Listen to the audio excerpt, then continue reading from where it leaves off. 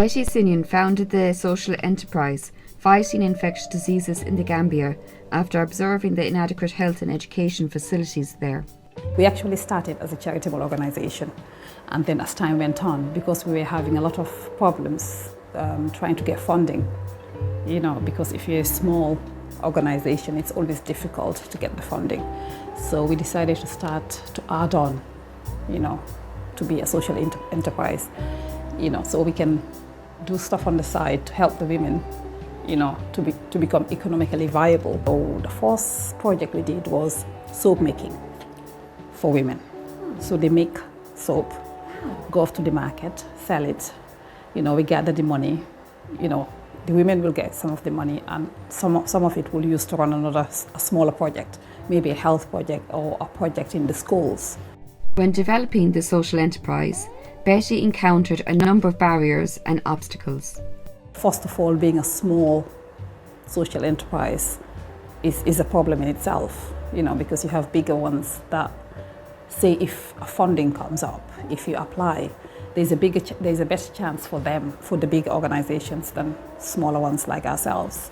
So that's a barrier. Another one is the fact that because we work in Africa mainly, there's that problem of credibility,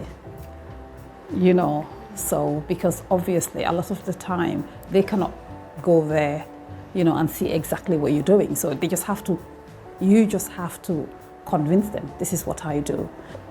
Time is a big problem for women, because as mothers, as wives, it's always difficult to manage that time.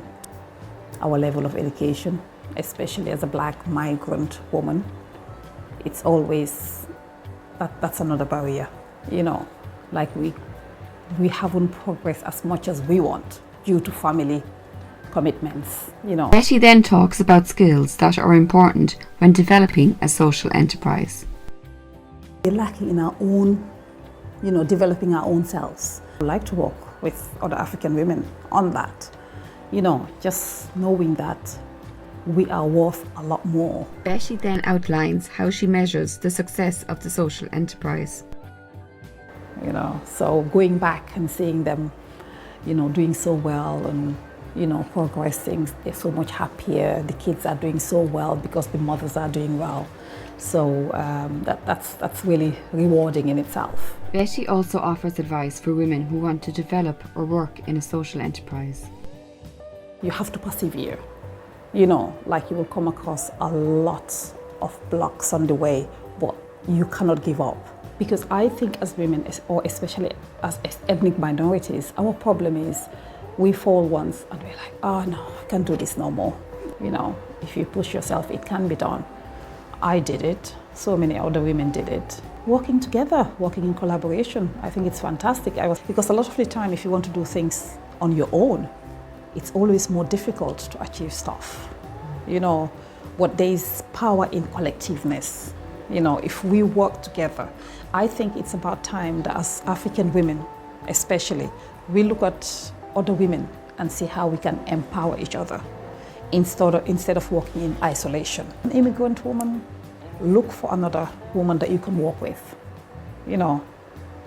Empower each other, uplift each other. I think that's really vital. And unless and until we change that, it will be difficult to progress. So in order to progress, we have to embrace each other, work with each other.